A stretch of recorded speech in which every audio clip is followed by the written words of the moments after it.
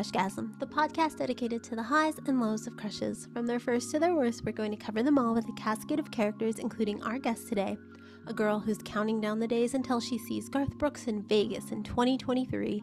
Me.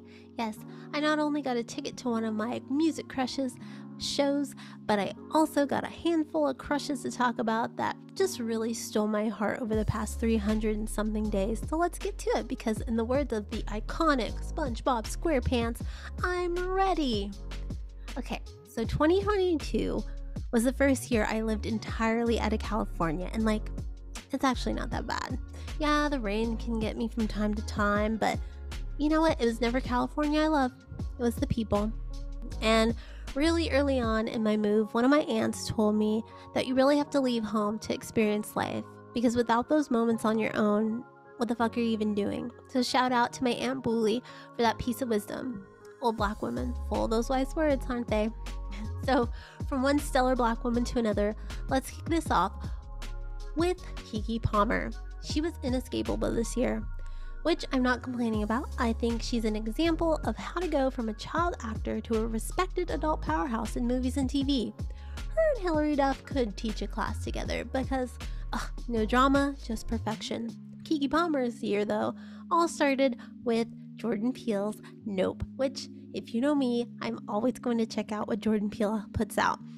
And Nope was fine. It was good. It was on the level of his other movies. It was what I expected. But what made the movie was Keke's performance. She brought a level of much-needed comedy that broke the tension in the first half, but evolved into a total badass in the second. Wonderful performance, and I too will manifest Keke's Oscar nomination into the world. She also pulled a Beyonce when she hosted SNL in December by revealing her baby bump, which was precious. And on that same episode, she did a Kenan and Kel skit with Kenan and Kel. And it was just the icing on the cake of a great year for Keke Palmer, and I hope she continues to prove why she's one of the best. Since we're talking about the best, let's get into Peacemaker. If you would have told me last year I would be a huge fan of something DC put out starring John Cena, I probably would not have believed you. Alas, here I am talking about the HBO series that I could not get enough of. That's the kind of TV I miss. The kind that comes out weekly, that makes you wait for the twists and the turns. I just loved it, and I think Marvel should really be shaking in their boots now that James Gunn is taking over the reins over at DC. And while Peacemaker did make me wait weekly and gave me something I missed, another new show gave me all its goodness at once, and that was Netflix's Human Resources. A huge fan of Big Mouth and Nick Kroll, I knew I was going to tune in, but I have to admit, I was a little iffy about it at first. It did take me an episode or two to warm up to it, as my love for it wasn't as instantaneous as Big Mouth, which, can you blame me? Big Mouth has one of the greatest animated characters in the past 20 years, which is Lola.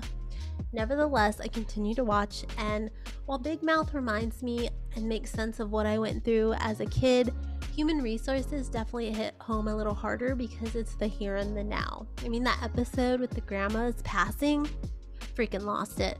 Who would have guessed? Nick Kroll, king of animation. So another thing I watched that kept my mind at ease this year was on YouTube. I never quite understood why people watch sports highlights and shows that just talked about the players and all this stuff about sport balls. Then I started watching recaps of RuPaul's Drag Race on top of watching the show, and Roscoe's viewing party became part of my weekly routine. Since the pandemic and moving, I just haven't had a social life really, and living where there isn't a place where I could go watch Drag Race with a bunch of people, Roscoe's just gave me that little bit of connection needed in my life. So special shout out to Naisha Lopez, Batty Davis, and Caramel DeVille for hosting weekly and holding it down, especially Caramel DeVille. The way this queen watches the show and also comes stacked with Barbara Walters level questions, it warms my heart. On that note, I did sort of gain a little bit of a social life in the last chapter of the year thanks to becoming part of the I Did Not Make These Rankings podcast network. I met DeAndre from Mass Debaters through podcasting, and he asked me to join this new network he had been thinking of, and I didn't even have to think about it. So now it's like I have a little family of podcasters all my own.